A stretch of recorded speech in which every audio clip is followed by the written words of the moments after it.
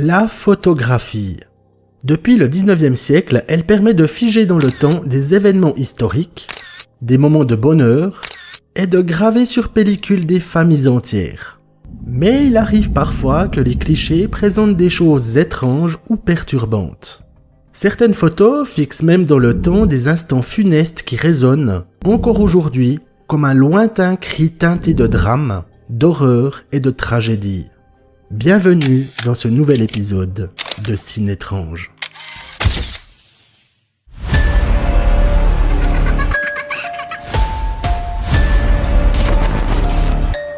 This is a special.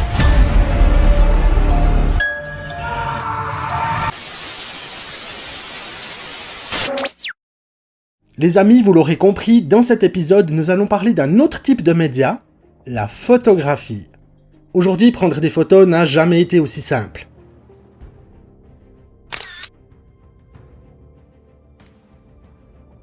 Mais à l'époque, il fallait passer par le processus de développement et ça prenait un peu plus de temps.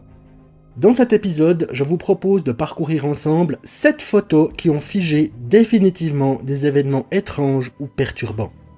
Chacune possède une histoire tragique et vous allez découvrir que l'étrange peut aussi s'installer sur une pellicule.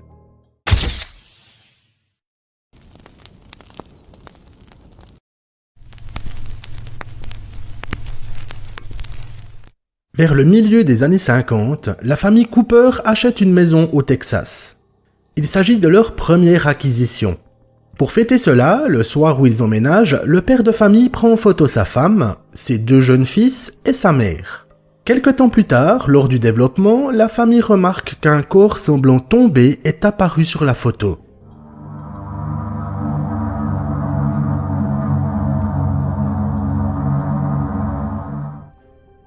Aurait-il réussi à capturer un fantôme ? Si vous êtes amateur de paranormal, vous avez sans doute déjà vu cette photographie et vous avez déjà votre idée sur celle-ci. La première fois que je l'ai vue, avec le petit encart annonçant qu'elle n'avait jamais été expliquée, je me suis dit « Waouh, chouette photo de fantôme !» Ah, j'étais jeune et naïf à l'époque. Il y a 3 raisons qui me font penser que nous avons affaire ici à un faux cliché. Tout d'abord, la double exposition. À l'époque, il s'agissait d'une technique pour insérer l'image d'une pellicule sur une autre. Il n'est pas fou de penser que cela aurait pu arriver par accident lors du développement ou même volontairement. Ensuite, le cadrage. Alors je veux bien que la fenêtre à l'arrière devait être au centre et que les bougies et la théière avaient le droit d'être sur la photo, mais je trouve tout de même étrange de laisser sur la gauche juste la place qu'il faut pour ce corps qui tombe. Et finalement, après quelques recherches, j'ai découvert que le positionnement bizarre du corps pouvait provenir de la photo d'une ballerine.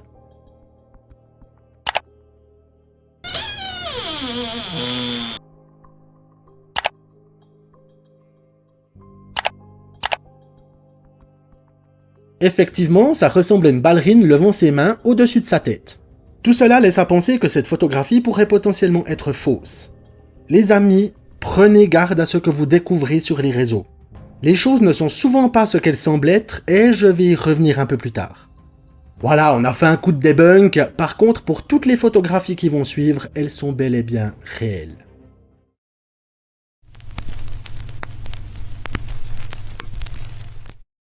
Le 1er octobre 1995, vers 12h35, Robert Overacker, un Californien de 39 ans, monte sur son jet ski près des chutes du Niagara. Pour sensibiliser les gens au sort des SDF, il place une pancarte « Sauvons les sans-abri » sur son engin et espère que sa cascade réveillera les consciences. Diplômé d'une école de cascade en Californie, son plan est le suivant. Foncer en direction des chutes et laisser le jet ski s'écraser en bas alors qu'il ouvre un parachute. Ce dernier, propulsé par une petite fusée, devrait lui permettre d'atterrir un peu plus loin sans risque. Il s'élance, saute dans le vide et son parachute ne s'ouvre pas. Au moment de sa chute, cette photo a été prise.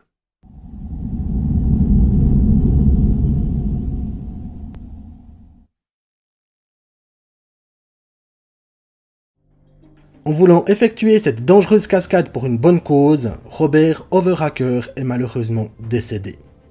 Il rejoint la longue liste des personnes dont la vie a été prise par les chutes du Niagara. Il existe aussi une vidéo de l'événement, mais cela ne fait que décupler l'horreur. Cette photographie fige à jamais les derniers instants de Robert Overacker.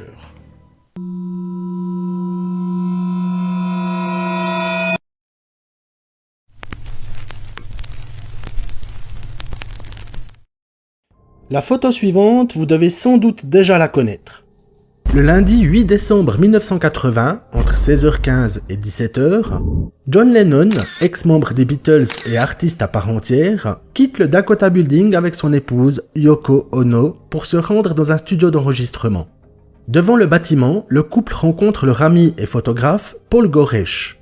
Arrive alors un individu paraissant timide et tenant fermement un album entre ses mains, Double Fantasy, récemment sorti dans les bacs. Le type s'approche de John Lennon. Ce dernier se retourne, le regarde et lui demande poliment « Tu veux que je la signe ?»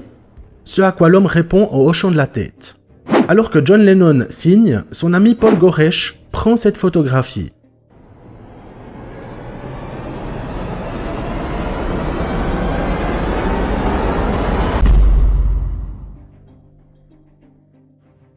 Au sujet de cette rencontre, Paul Goresh confie « John a pris l'album, puis il m'a regardé comme pour dire « Quoi, il peut pas parler ?» Vous savez, c'est étrange, mais ça ne voulait rien dire à ce moment-là.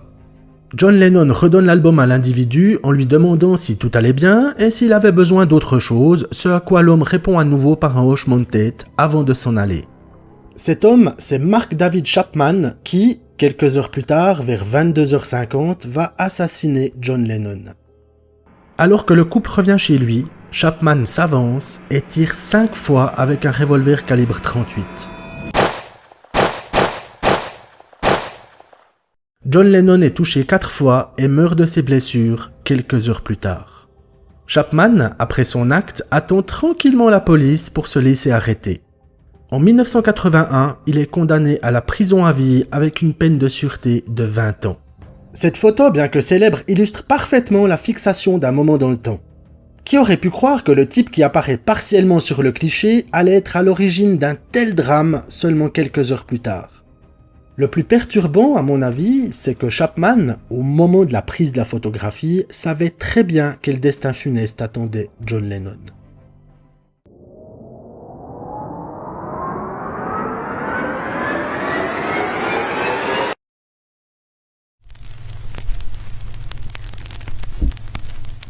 Keith Sapsford, 14 ans, est un adolescent épris d'aventure et de voyage. Se trouvant dans un foyer catholique dans la banlieue de Sydney, il décide, le 22 février 1970, de s'échapper et de découvrir le monde. Il se rend par ses propres moyens à l'aéroport de Sydney et se cache dans le train d'atterrissage d'un avion en partance pour Tokyo. L'appareil décolle. Au même moment, John Gilpin, un photographe amateur, prend des clichés des avions en train de quitter la piste. Ce n'est qu'une semaine plus tard, au moment du développement des photos, qu'il remarque ceci.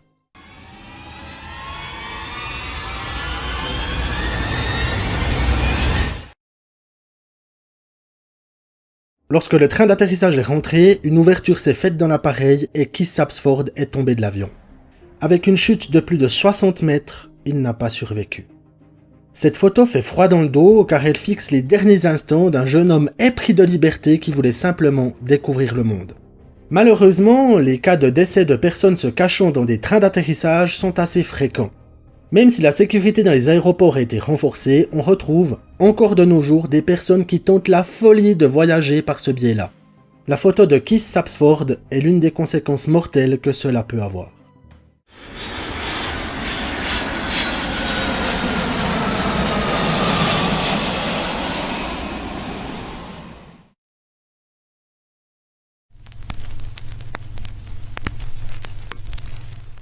Cette charmante dame s'appelle Mary Reeser, profitant de sa retraite dans la ville de Saint-Pétersbourg en Floride. Dans la matinée du 2 juillet 1951, sa propriétaire, Pansy Carpenter, vient lui apporter un télégramme. Elle frappe à la porte. Personne ne répond. En tentant d'ouvrir, elle remarque que la poignée est étonnamment chaude. Elle décide alors d'appeler la police. En arrivant dans l'appartement, il découvre l'horreur.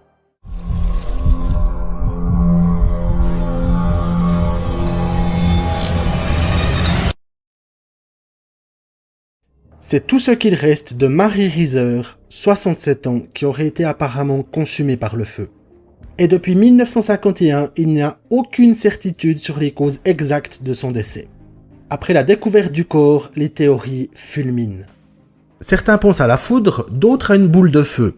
L'explication la plus plausible serait que Marie Reiser, grande fumeuse, se serait endormie sur sa chaise avec une cigarette, que celle-ci ait déclenché le feu et que la graisse du corps ait servi de carburant. Cependant, plusieurs détails ne collent pas. On a également retrouvé le crâne de Marie Reiser qui, selon les rapports, aurait rétréci à la taille d'une tasse. De plus, le feu n'a que peu endommagé l'appartement où elle résidait et aucun incendie complémentaire ne s'est déclenché. Qui plus est, encore en vie le soir précédant le drame, il aurait fallu une énergie considérable pour faire brûler un corps en si peu de temps. Bien que l'enquête ait exclu cette théorie, la combustion humaine spontanée reste une des explications conservées par plusieurs personnes. Il s'agit de l'autocombustion d'un corps sans cause directe ni élément extérieur. Au-delà de la tragédie et de la terrible photo de ce qu'il reste de Marie Reiser, on peut ajouter à cela une étrangeté terrifiante sur cette affaire. Plus de 70 ans après les faits, on ne sait toujours pas ce qui a causé ce tragique décès.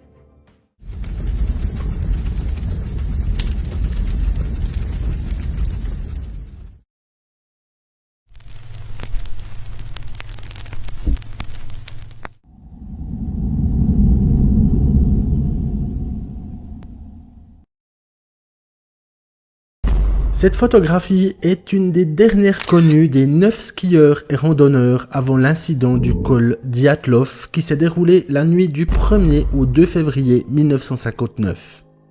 À ce moment-là, ils ne le savaient pas encore, mais ils avançaient tout droit vers leur mort.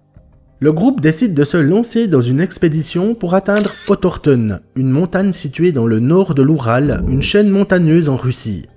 Tous expérimentés, ils pensent que cela pourrait être une aventure enrichissante. Ils se retrouvent le 25 janvier à Ivdel pour démarrer leur expédition. Le 1er février, vu les conditions météorologiques désastreuses et s'étant trompés de route, ils décident de s'arrêter et de camper sur place, alors qu'ils sont à flanc de montagne sur le mont Kholat-Syakhl. Initialement, ils devaient donner des nouvelles par télégramme à leur club sportif au plus tard le 12 février. Ce n'est qu'en date du 20, sans signe de vie de leur part, qu'une expédition de secours est mise sur pied. Le 26 février, les sauveteurs retrouvent le reste du campement. Les tentes ont été découpées de l'intérieur. La majorité de leur matériel et leurs chaussures se trouvent toujours au camp, et tout laisse à penser qu'ils ont dû partir précipitamment. On retrouve les 2 premiers corps à la lisière d'un bois de pin, déchaussés et en sous-vêtements avec un feu de fortune qui n'a pas fonctionné. 3 autres corps sont retrouvés entre la forêt et le camp alors qu'ils tentaient apparemment de rejoindre celui-ci. Il faudra 2 mois supplémentaires pour retrouver les 4 derniers corps dans la forêt qui se trouvent dans un état lamentable. Ils portent les vêtements des autres randonneurs, côtes et crânes sont fracturés, les langues et les yeux manquent. On dirait que l'on s'est acharné sur eux. Les premiers résultats de l'enquête mentionnent que 6 victimes sont mortes d'hypothermie et 3 autres de blessures mortelles. À noter que les vêtements des randonneurs avaient des radiations en dessus de la moyenne. Au fil du temps, les enquêtes et contre-enquêtes s'accumulent sans que personne ne parvienne à déterminer ce qu'il s'est réellement passé. Une réouverture du dossier en 2019 finit par conclure qu'une avalanche imminente aurait causé la panique des randonneurs et que tous les décès seraient donc accidentels. Encore aujourd'hui, les théories s'empilent sur ce qui a pu réellement se passer. Attaque d'un animal inconnu ne laissant aucune trace, rencontre avec des ovnis, folie de groupe, expérience militaire. Rien ne permet de connaître le déroulement exact des faits entre le 1er et le 2 février 1959. À préciser que le nom du col, Dyatlov, est mentionné ainsi en mémoire du groupe de randonneurs. Leur chef d'expédition s'appelait Igor Dyatlov. Cette photographie est perturbante, car quand on sait la tragédie qui attend ces 9 personnes, on ne peut s'empêcher de voir, dans le néant vers lequel ils avancent, un funeste présage de leur mort à venir.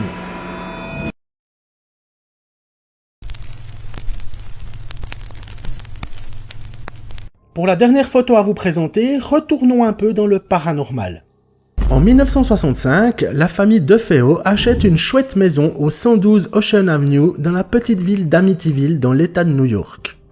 Ronald Sr. et Louise y vivent avec leurs 5 enfants, Ronald Jr., Dawn, Allison, Mark et John. Le 13 novembre 1974, à 3h15 du matin, Ronald Jr., 23 ans, l'aîné, s'empare d'une arme à feu et assassine toute sa famille. Le 14 novembre à 18h30, la police reçoit un appel et retrouve Ronald Jr. au 112 Ocean Avenue. Il n'a apparemment pas souvenir de ce qu'il s'est passé et après quelques heures d'interrogatoire, il finit par avouer les meurtres. Bon, évitons tous les détails de l'enquête. Si le sujet vous intéresse, pourquoi ne pas en faire une vidéo entière? Dites-le moi dans les commentaires. Pour l'heure, passons maintenant à la famille Lutz. Composée de George, Kathleen et leurs 3 enfants, la petite famille achète la maison pour une bouchée de pain et emménage le 18 décembre 1975. Ils ne vont y rester que 28 jours. Peu après leur arrivée, les phénomènes paranormaux se déchaînent. Porte qui claque, lévitation de Kathleen durant la nuit, apparition fantomatique, baisse soudaine de la température, voix d'outre-tombe, tout y passe. Le père Pecoraro vient bénir la maison, mais une voix sinistre le somme de sortir et il tombe par la suite malade et a des saignements sur les mains. La dernière nuit n'est pas clairement racontée par la famille Lutz car les événements étaient trop effrayants. Ils fuient la maison et demandent par la suite aux déménageurs d'aller chercher leurs affaires pour aller vivre ailleurs. Cette mésaventure est décrite dans le livre de Jay Hanson, The Amityville Horror, A True Story, qui s'est vendu à des millions d'exemplaires, qui a vu naître une franchise cinématographique, qui a commencé à générer du pognon. Bref, vous voyez où je veux en venir. Les autres résidents de la maison qui ont succédé aux Lutz n'ont fait part d'aucune activité paranormale. S'agirait-il d'un canular monté de toutes pièces? Je vous laisse votre propre avis. Mais terminons sur cette photo prise en 1976 par le photographe Gene Campbell, qui était de passage dans la maison avec le couple d'enquêteurs paranormaux Ed et Lorraine Warren.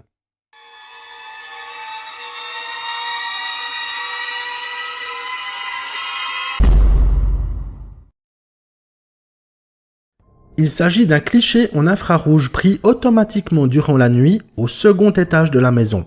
On y voit la tête de ce qui semble être un enfant, pour certains le tout jeune John DeFeo, 9 ans. Alors, pour cette photo, c'est problématique. Pour beaucoup, il s'agirait en fait de Paul Bartz, qui faisait partie de la team Warren, qui avait une même chemise que ce que l'on peut voir entre les barreaux de la rampe sur la photographie. Pour d'autres, il s'agit d'un authentique cliché de fantôme. Il existerait le négatif de la photo, beaucoup plus clair, qui prouverait qu'il s'agit d'un canular. Alors j'ai eu beau chercher, remarque j'ai peut-être mal cherché, mais aucune trace du négatif en question sur la toile. Pour ce qui est de l'authenticité de la photo, je vous laisse juge, mais cela amorce à merveille la conclusion qui arrive.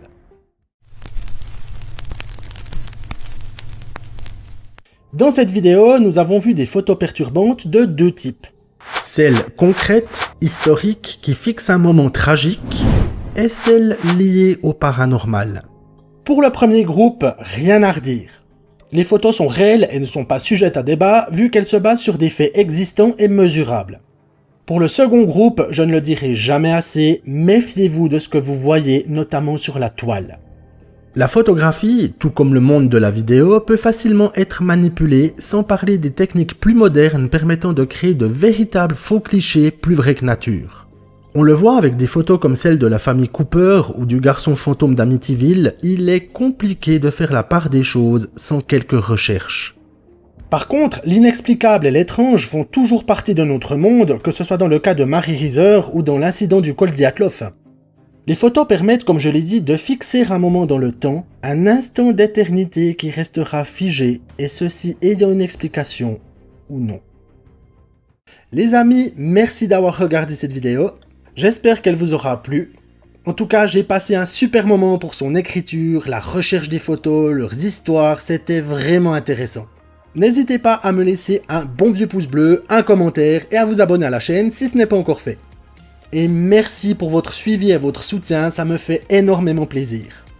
Et j'espère que nous pourrons continuer de partager énormément de choses ensemble. N'oubliez pas, l'étrange, ce n'est que la normalité à un autre niveau. Prenez soin de vous, à très bientôt pour une nouvelle vidéo, et souriez.